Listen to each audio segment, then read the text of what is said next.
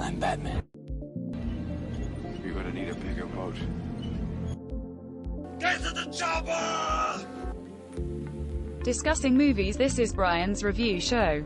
Well, you did some pushing of your own, John. They drew first blood, not me. That's it, man. Game over, man. It's game over. We better get back, because it'll be dark soon, and they mostly come at night. Mostly. Go ahead. Make my day. Bond. James Bond. And you're indeed very welcome to Brian's movie review show. And this is a podcast discussing love and passion of movies. Each episode will be delving into a certain film, discussing the impact that it's had in cinema. And the very first episode I have picked to discuss on the subject topic is the classic 1987 film Predator. Now, Predator is a phenomenal film. First of all, this is coming from a fan of this movie. I've watched this movie multiple times. Huge love of this movie. It spawned many sequels, and we'll be going into some of those sequels in future podcast episodes. But this episode in particular will be focusing on the very first film in the series, of Predator, which was, as I said, released in 1987. Stars Arnold Schwarzenegger, Carl Weathers, Sonny Landham, and also Bill Duke, along with many other fine actors and actresses in this film as well.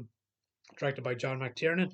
John McTiernan was very famous, of course, for directing Die Hard with a Vengeance, and Last Action Hero. So he had a very good CV, and this was his very first feature film that was a success when it came out. So this podcast episode, we'll be discussing, just delving into the really why this is such a phenomenal classic film. And I hope you enjoy it. Now, Predator, first of all, was written in 1984 under the working title of Hunter. Filming for this movie ran from March to June 1986. The creature effects and also the special effects were done by Stan Winston. Now, Stan Winston, of course, was very well known for working on the Terminator movies with James Cameron, and he brought his phenomenal work into Predator. And he also worked on Aliens as well. So a man who knows very much about science fiction and to develop a creature suit. Also, the budget was around $50 million, and 20th Century Fox released the film on June 12, 1987 in the United States, where it grossed $98.3 million. Initial reviews were mixed, but the film has since been considered a classic of the action genre. The success of Predator spawned a media franchise of films, novels, comic books, and video games. It spawned 3 direct sequels: Predator 2, which was released in 1990, that starred Danny Glover; Predators, which starred Aidan Brody, was released in 2010, and The Predator, which was released in 2018, and that film starred the likes of Boyd Holbrook and Thomas Jane. The first one is by far the best in the series. The cast, as I said, included Arnold Schwarzenegger was the main star of the film. Carl Weathers, of course, in the Rocky movies, was also entitled and given a supported role in this movie. The story basically tells the story of an elite rescue team on a mission to save hostages in a guerrilla-held territory in a Central American rainforest. They encounter a deadly predator played by Kevin Peter Hall, a technically advanced alien who stalks and hunts them down one by one. The story was devised by Jim and John Thomas, and the film was directed by John McTiernan.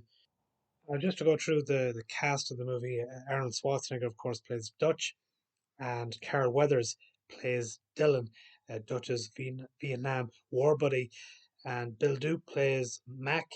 Richard Jivas plays Poncho, and Jesse Ventura plays Blaine Cooper, and Sonny Landham plays Billy, and Shane Black plays Rick, and then, as I already mentioned, Kevin Peter Hall plays the Predator. Right off the bat, just to give it my own perspective, I absolutely fucking adore this movie. I remember watching this film when I was about maybe 10, 12 years old for the very first time. I'd just been blown away by it. The cinematography was absolutely tremendous. The music by Alan Sylvester really give a real edge to this movie, and just something about it. Like I think I've seen Terminator before, but this is, for me anyway, this is my favorite Arnold Schwarzenegger movie. It's from start to finish. It's just a classic. I think it built off the success that Aliens um, created the year before, 1986. I think this is what Predator and the directors, Joel Silver in particular, brought into this project by showing and replicating that success by coming up with a brand new creature that's different to the Alien franchise, but brings the quality that Aliens had and brings this into a new type of film. And then putting the jungle setting into this film was a genius tactic.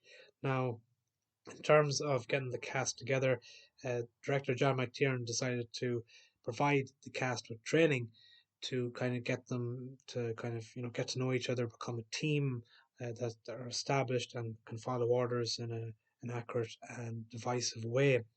Now, the film starts off with the spacecraft coming towards Earth and a beam coming out of the craft going into Earth. Now, from there on, it moves on to the story where we meet Arnold Schwarzenegger's team, Dutch, led by the rest of the team that meet up with Carl Weathers. Now, Carl Weathers is a CIA um, operative that's part of this project that's go and save guerrilla hostages that leads them into the South American jungle. Now, from there, the story picks up, and there's a classic action sequence right from the 80s kind of template where these team go straight in, get the hostage, one of the hostages named Anna.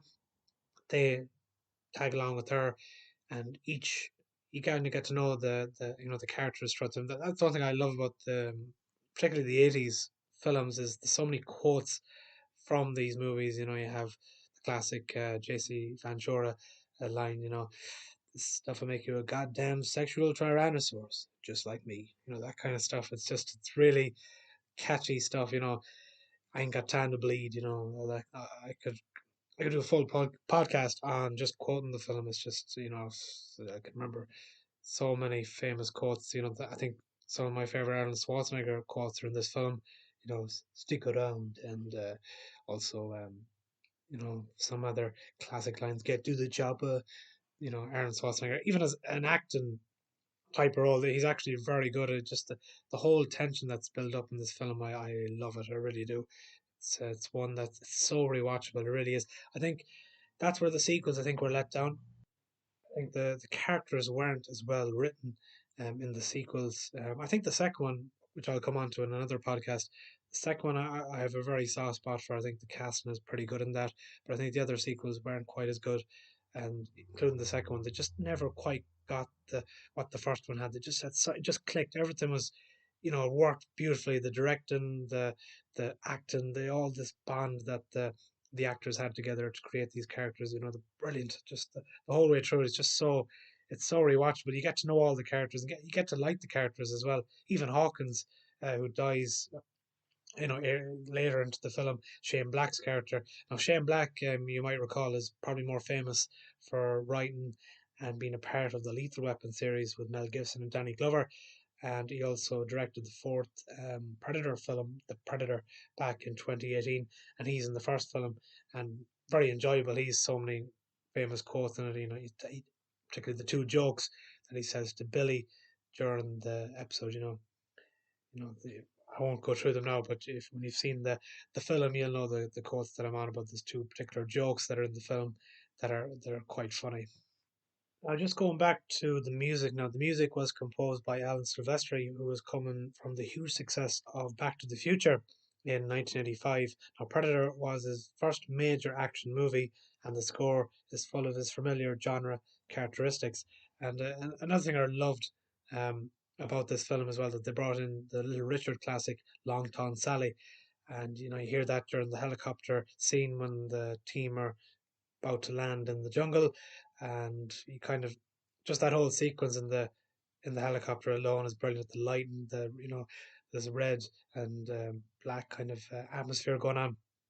You kind of get to understand Carl Weathers, where he's coming from, and that Duke and Carl Weathers, they don't see eye to eye at first as the film goes on. They kind of eventually get to know each other throughout. But yeah, just the way Schwarzenegger commands the screen, and Jesse Ventura is so memorable in his role in the movie. As I already mentioned, his great quotes. Blaine is such a brilliant character in this film. He really is. Billy as well, played by Sonny Landham. Now, Sonny Landham, you might recall, see, all these actors beforehand, they've all been in famous films on most of them anyway. Schwarzenegger, of course, was established already with Conan the Barbarian and The Terminator, and of course, he was in The Commando before that, and Pumping Iron. But Sonny Landham, I recalled him. The first time I ever saw him in a film was actually Lock Up with Sylvester Stallone in 1989, which was after Predator. But before that, again, he was in a film with Nick Nolte and also Eddie Murphy, a classic film called 48 Hours, and he plays the villain in that film. But in this particular film, Predator, it probably is his most memorable role. He has so many famous lines from this film as well. There's something out there waiting for us, and it ain't no man. And I just love that whole scene in the film in Predator. It's just I've always loved that scene when the gang are kind of together in this small group, and Dylan's in the background on the radio trying to talk to his to the pilots to try and create and arrange a rescue to pick up the team.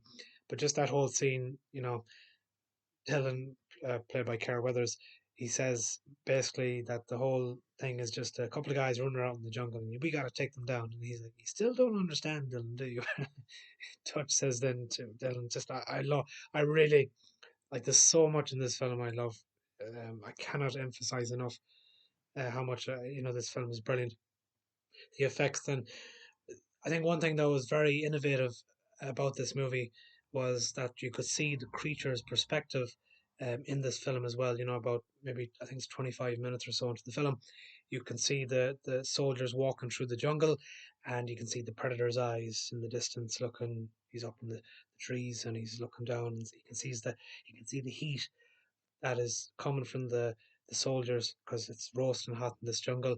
And that's one thing I really loved about this film, because you could see, obviously you were following the soldiers and the main characters in the film, but you could also see the predator's perspective in the film as well, which I really really enjoyed about it. Um, the music adds to it as well. Just the screenwriting is tremendous. I think there's a touch of Shane Black. Shane Black, who plays Hawkins in the film, there's a touch of Shane Black's. I think his writing skills. You can kind of see bits of dialogue that particularly Dutch's character really shines in some of the scenes where they're trying to discuss. There was a serious ambush here. Um, Jim Harper, as Arnold Schwarzenegger says in the film, his gang has gone missing. Just the atmosphere, I think, is the key word about this film, because as soon as the soldiers land in the jungle, you can get that sense that something has happened here. There's a sense of danger straight away. They come across three bodies hung up in the trees, and that sets the tempo. And even the action scene where the soldiers come in and destroy the camp that holds the hostages. This is kind of it happens, and it's very important to the film. Of course, it is, but there's always a sense there's something sinister out there waiting for them that they don't know about. And then, of course, we were introduced to the predator. Then he's looking in the distance at all this stuff happening. He admires these tough characters, particularly Dutch, Arnold Schwarzenegger's character. Um, you can see that you can see the characters' relationships are built. Duke and the Blaine. There's a camaraderie there, I think, between those two, and a huge respect. And to warn that there'll be spoilers. If you're listening to this podcast, you'll know that you've already seen this film, so there will be spoilers throughout this. This is a review of the film, but later on, when Blaine dies from being killed by the predator, you can really see Mac, um, just so determined to take on the predator. He's so, I suppose, bitter about the way his mate died, and just the writing in this film, it really is phenomenal. If you feel like you're on a journey throughout a film, particularly the great films, and Predator for sure is one that you're on a journey with. with these characters. You get to care about these characters. That's the one thing that modern films don't really get, is that the audience, have a good character, and you want to make, you really care how they end up. It's just, that's a sign of good writing. I think that's what Predator does very well. John McTiernan, the director of the film, he made one of the greatest action films ever, which will be another future podcast episode. Die Hard, of course, and Die Hard with a Vengeance. But here, he's directing a group of actors that are, big egos, and he uses that to his weapon and to his style. Carl Weathers, I think, in my opinion, in this film is probably the best actor. His character Dylan, you can kind of emphasize with him a bit where he's coming from. There's a history with Dutch. Even the first scene is iconic in itself. When the Schwarzenegger and Weathers first meet, and they do the famous handshake. You son of a beach, Dylan. And what's the CIA got you punching too many pencils? And just a brilliant scene, brilliant writing. So 1980s, but I love it. It's fantastic. That scene alone it sets the tempo for the film. Just the killings, I suppose, in the film. The horror that you see with Hawkins' death. First of all, when just the way the Predator lays the trap, gets Hawkins and doesn't take Anna. Because she hasn't got a weapon. That's the key characteristic about the Predator. The Predator won't attack the character unless he has the weapon. And this is where you don't learn that straight away, but you learn that as the film goes on. And Schwarzenegger mentions this, Dutch mentions this later on in the film. He says, "Get to the chopper," basically to Anna, and Anna doesn't have a weapon, so she carries on, and he diverts the Predator to chase him instead. But just the one thing I was, just going on to the characters' deaths in the film, I was always a bit disappointed by how Billy died. In the film, Sonny Landham's character, just the way he's built up, he's really tough, and he's actually the one that kind of senses straight away there's something out there, there's something in those trees, Dutch, and his death, I find, although it's it's heroic, and it's a credit to his character, probably, in that sense. I just always found it a bit disappointing. You never got to see his death or fighting the Predator. You kind of, he leaves the crew on this tree log bridge type thing, and he tells Dutch well, he doesn't tell him, he just kind of shows it in action. He tears off his jacket, throws his weapons away, gets his knife out, his machete, cuts his part of his chest to draw some blood to attract the Predator, and he's there with his bare hands with the machete, ready for this Predator to come, and there's going to be a tough fight coming here. But then the film cuts, then it goes to Dutch and to Pancho and to Anna, and you just see you just hear a scream in the background. You're like, oh no, Billy's gone, but you don't see it on camera, which is it's a bit of a shame. That's one thing I always was annoyed with when I go back. Even now, when I go back watching them, I'm like, oh, that's a shame they didn't get that fight scene in with Billy and the Predator. One thing I loved in terms of the death scenes, and later in the film when they set the trap for the Predator, and the Predator basically tricks them to let on that he's in the trap, and he flips out of the trap and he shoots the tree log and hits Pancho, destroys his chest, and then you have Mac and Dylan going after the Predator. Mac all out going after the Predator, and to get revenge for his friend and everything. And then, you see the good side of Dylan. Dylan's like, hold on to that damn chopper. Don't you guys go, stay. I'm going to try and kill this thing. And he shows his heroism, he comes back to the basics. He's not all a pencil pusher, as Dutch called him earlier in the film. He's a guy that cares about his team. That's an aspect I loved. The chase sequence, just the way the tension builds up. That's the one thing that's brilliant about this film as well. There's so many things brilliant about this film, but particularly the tension it builds up when Billy's death later. But before that, then you have Dylan and Mac chasing the Predator. Mac hides, Dylan follows him. Mac is deluded. He's not deluded. He's just, I suppose, angry, and he's singing "Long Tong Sally," which I thought was brilliant. But he's hiding in the background in the bushes, and then Dylan spots him. Mac kind of gives him a fright at first, and then he says, "He's in the trees. I see you." And then you get a sense he can actually see. They can actually, particularly Dylan. Dylan can see the predator for the very first time, and in his invisibility, there was a sequence just before that when Dylan kind of looks up in the trees and he sees the predator looking straight at him, and then he just goes chasing after him. But Dylan then says, we'll set a trap. See, what the poor characters don't know, which the audience does know, is that the predator can see the heat, so it's very hard to sneak up on this creature. But the Mac goes in underneath, and the predator spots him, kills him. Dylan's death is an horrific death because I don't know. Just picture yourself in the sequence. You see the predator in the distance with his eyes gleaming at you, and you're like, "Whoa, this guy's coming towards me. What am I going to do? He's going to shoot, try and shoot." He shoots his arm off, so half of his arm is gone, with the gun still shooting, and he's like, "The predator's coming towards you." So I'm like, "What are you thinking in that time?" You're like, "This, I'm literally going to die in a couple of seconds. So what have I got to do? My hand is gone. I've got one hand to try and kill this thing, and I have a gun in the hand." So anyway, the predator basically, if you've seen the film, you know this, but if you haven't seen it, well, spoilers are in this film, so you probably have. This is just a review. This is a fan review of this film. Anyway, but the predator gets the blade out. You see this blade coming towards Dylan. He puts that blade towards him, and you can hear the loud screams like "oh!" And then you hear through the jungle, and you're like, "Oh God!"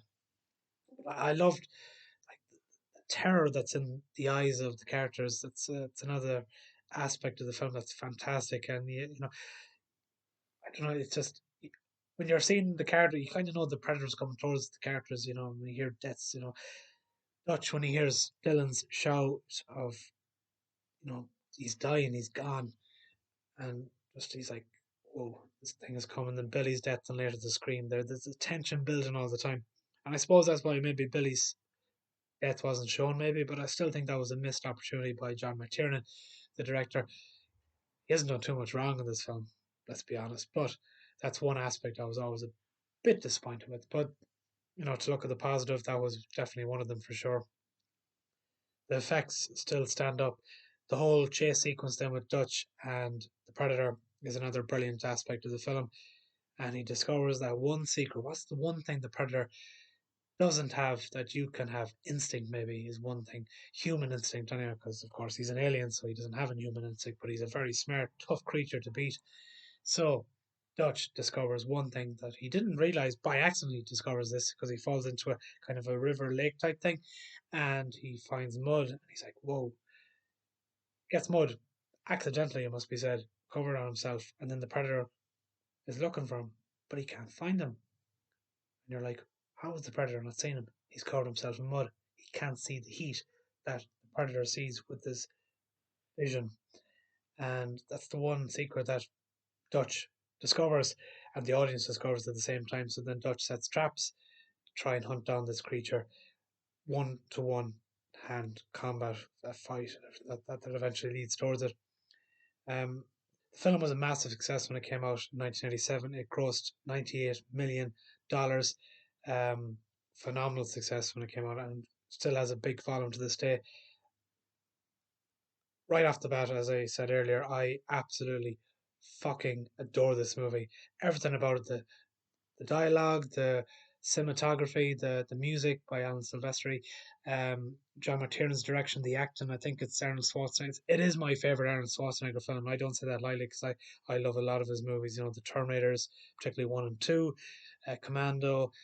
I have a very soft spot for End of Days from Arnold Schwarzenegger, but Predator is the one. There is just something about this movie I love. I love going back to Gene Siskel and Roger Ebert, who I adore, the fantastic American film critics. They were very mixed on this film. Roger Ebert loved this movie. He said that it was an action movie that audiences going into it, they get what they want, and that's exactly what they did. Gene Siskel didn't agree on this. He thought that it was just another maybe cop off of this alien versus army in the jungle type thing. But you know, Gene Siskel is a fantastic film critic, and if you ever want to watch any of those brilliant clips on YouTube, Gene Siskel and Roger Ebert, they're two of the very best. They've passed on now, the two of them, but two of the very definitely my favorite film critics, and I just love going back even now. I watched the movie, even if I've seen it hundreds of times. I love going back to see what they have to say about the film when it came out at the time, because they were the genius behind this bubble of American film critics, very much ahead of their time. But yeah, they gave it a mixed review. They were thumbs up, thumbs down, thumbs up for Roger Ebert, thumbs down for Gene Siskel. From my perspective, as soon as I watched this movie, I loved it. I watched this film pretty much. I grew up watching the James Bond movies, which I'll come on to in future episodes of the podcast. Um, I watched. I actually seen the Predator movies first before I saw the Alien films, which I also adore. Um, and but the one thing that Alien and Predator got right, I think, whatever about the quality of the sequels after that, the original film, the film that started it all, they were brilliant. The original Alien film is a classic from 1979, directed by Ridley Scott, which we'll come on to again in future podcasts. But focusing on our subject at hand, which is Predator, the original film, the first film, it just grabs your attention. You see this fucking creature, a tough as nails creature, taking on the Terminator we seen 3 years before, Arnold Schwarzenegger, as this robot that was indestructible almost in the original 1984 Terminator film. And then what does 20th Century Fox do? They decide, fuck it, let's go for it. This, let's create this success that Aliens had the year before and turn it with the Terminator actor Arnold Schwarzenegger, bring them head to head, and let's make Schwarzenegger the good guy. He has to take on this tough as nails creature that is very hard to track down and to kill. Brilliant. Genius move. And another genius move that this film did brilliantly was decide, what have we not seen in these type of films, science fiction films? Well, in ones I've watched, and maybe possibly in Planet of the Apes, they may have seen it in different aspects, but to set this film in a jungle is just a genius move. It really is. Just like Alien was in outer space, and then the sequels in were in different locations. The original Predator, just set it in a jungle, was absolute genius, because it's this claustrophobic feel you have when you watch the film. They're stuck in this jungle. They have to try and get to this point to get a rescue, and they have to try and get there, but they're being hunted by this deadly creature that is just, he's in a killing season mode, and he has to collect these people as trophies. That's the thing. And these characters, they're not afraid of anything. That's the thing, they are afraid. Billy, one of the toughest characters that you will ever see, is afraid of this creature. So it just shows. That's what I love about them. You can just relate to these characters. They're so human, and you're afraid for them. Really, that's the big thing. And the Predator is just a deadly. They're like the Xenomorph. Again, I go back to the Alien films because I love them both, and they're very closely tied. But like the villain, it's all about the villain. Even the James Bond movies or the Indiana Jones films, it's all about the villain. And the villain here, the Predator, is just a deadly motherfucker. He really is. That's what he is. He's a fucking tough as nails guy, this creature. And these characters, Dutch and Dylan and Blaine and Anna, in their own ways, they're terrified of this character, this Predator. But you're trying to figure out things along with them because they're not sure themselves. Like Dutch, that iconic scene, if it bleeds, we can kill it. That line, you find out that as Dutch finds that out, or he's looking up. There's a brilliant shot in the film when Schwarzenegger, Dutch, is looking up at the trees, and he realizes that the Predator is hunting them down using the trees, which they didn't realize at the time for the first couple of kills in the film.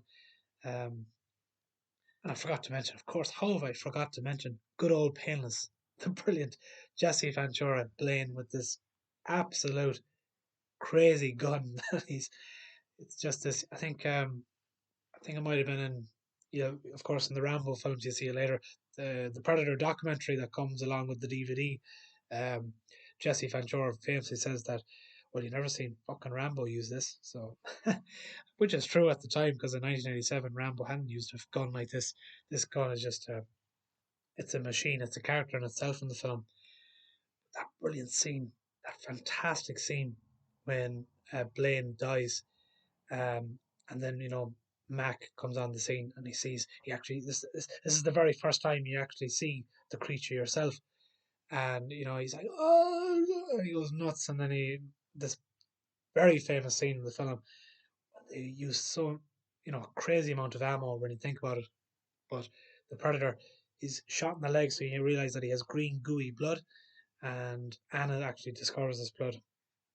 First of all, because you realize later in the film that Anna's actually heard of these creatures before in the past, but Mac just goes crazy. He gets his own gun, he shoots all the gun, then he gets Blaine's gun, and old Painless is waiting, and he just starts shooting the gun, and he runs out of bullets, and then Dutch comes along, Dylan comes along, Billy comes along, Pancho comes along, they all go shooting like crazy, trying to kill whatever Mac saw, but they can't kill it. They can't kill it. That is the thing. They really can't kill it. So yes, it's to put it in context, like Predator is one of the greatest action science fiction movies ever made. It's one of my favorites. I just love, I love so much about this film. You probably, if you've listened this far into the episode, you realize how much I love this film just by listening to me talk about it. There's just so much to adore about this film. I think it was like I'm an Irish person myself, and I love a film. And I think the first time I watched this movie was on. We have a channel here from people that are not from Ireland. We have a channel called RTE. It's Radio Television Sharing, and they showed. I can remember very well watching it. I watched this film on a Saturday night. I think it was at 9 o'clock, half nine, maybe 10 o'clock on RTE 2. I was about, I would say maybe 10 or 12, if I was to guess, and it blew my mind. This film, it really did. I cannot emphasize that enough. It blew my fucking mind. Just the way these macho bastards couldn't deal with this creature. They really couldn't. They thought it was something else. Dylan couldn't accept that it wasn't a couple of guys running around. They couldn't chase them down. This creature was more than what they were used to, extraterrestrial and everything. But Stan Winston, I mentioned him earlier in the podcast, and the visual effects he does in this film, when you consider it was 1987, absolutely phenomenal. It really is. I can't emphasize enough. This film was made over what 30 years. It's over 30 years ago. It's 35, actually 35, like the time I'm recording this. 35 years old this film is this year. So in June of this year, um this film will be 35 years old, and it still stands up to this day. Like, I've a couple of buddies from college and everything that, again, like me, absolutely adore this film. But yeah, it is a classic. It's so, like, it's so rewatchable. It really is. Like, from that moment I watched that night on RT2, I bought it on DVD, I think a couple of weeks after that, and watched the special effects, and just the whole, watched the film again, of course, and even just talking about it now, the biggest credit I can give this film, just by even talking about it, makes me want to watch it again. I can't give a bit bigger compliment to a film than that. That's the thing.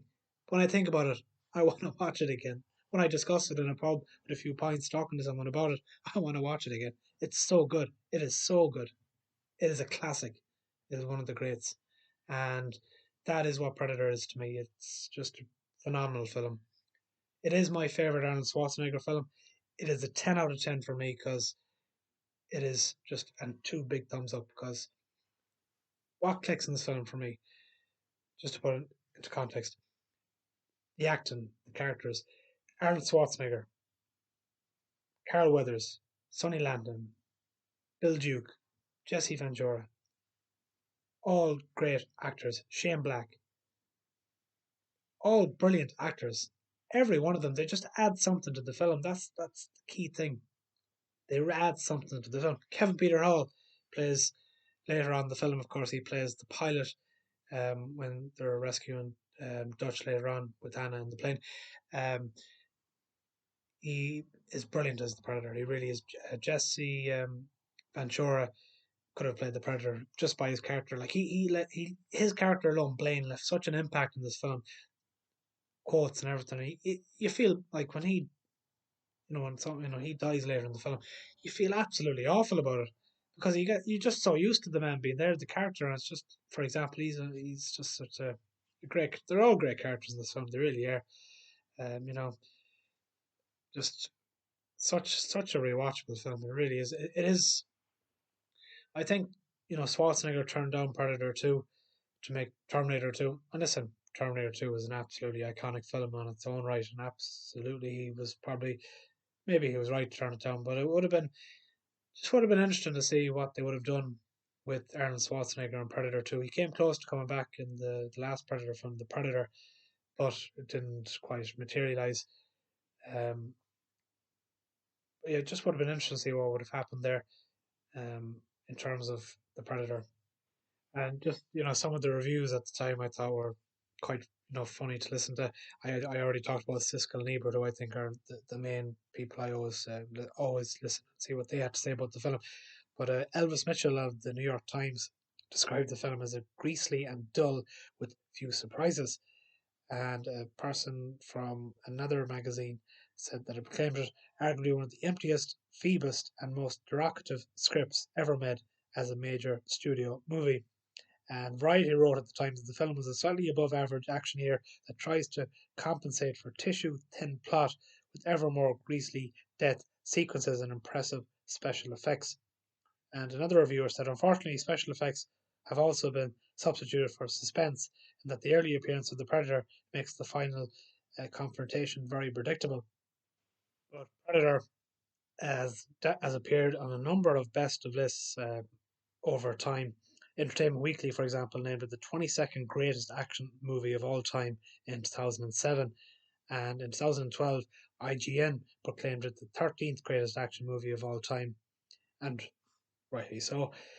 The Empire magazine, phenomenal film magazine, ranked it as the 366th on their list of the 500 greatest movies of all time. It is a classic. Listen, there's no two ways about it. Predator is one of the greatest action movies ever made for me. It is one of my favorites. I love it, always have. And just before I conclude my very first podcast episode of Brian's movie review show, just to give you a couple of trivia facts about the film. Jesse Ventura was delighted to find out from the wardrobe department that his arms are 1 inch bigger than Arnold Schwarzenegger's. He suggested to Schwarzenegger that they measure arms, with the winner getting a bottle of champagne. Ventura laughed because Schwarzenegger told the wardrobe department to tell Ventura that his arms were bigger. Jean-Claude Van Damme was originally cast to play the Predator, the idea being that the physical action star would use his martial arts to make the Predator a ninja-like hunter. However, the original design for the Predator was too difficult to manage in the jungle for Van Damme, who couldn't make the required movements in it. Additionally, it was reported that Van Damme constantly complained about the monster suit being too hot, causing him to pass out, while also voicing his reservations on numerous occasions about the fact that he would not be appearing on camera without the suit. Van Damme was finally removed from the film, officially for being too short at 5'9". Arnold Schwarzenegger and his team were bodybuilders, were between 6'2" and 6'5". He was replaced by Kevin Peter Hall, who was 7'2", and the suit was redesigned because even with more of an imposing actor. Now, Carl Weathers joked in an interview that Arnold Schwarzenegger got him addicted to cigar smoking during filming. Arnold, famous for smoking cigars, offered one to Weathers, who initially declined because he was a non-smoker for his professional football days, but eventually gave in. Once Weathers had tried it, Arnold gave him an entire box of cigars. Weathers ended this part of the interview by looking to the camera and cheerfully declaring, "Shame on you, Arnold. Shame on you."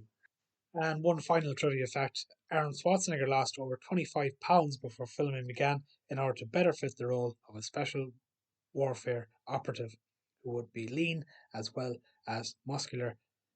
So I hope you enjoyed the podcast today. This was a review and a loving, I suppose, of Predator, the classic 1987 film.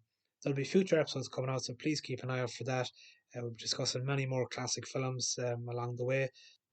I hope you enjoyed this podcast, and I would be very much delighted to have you listening once again in future podcast episodes in Brian's movie review show.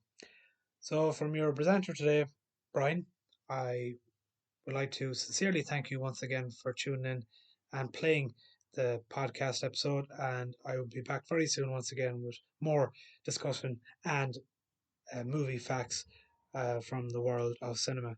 So if you haven't seen Predator, I would highly recommend getting a DVD, stream it. I think it's on Disney Plus actually. If you've got Disney Plus, give it a watch if you haven't seen it. It is a classic. It's one of the, as I said, one of the greatest action movies ever made. Period. If you have seen it, and I hope I may have enticed you to rewatch it again, please do that too, because it's always worth a rewatch. And as Arnold Schwarzenegger said, stick around. I'm Batman.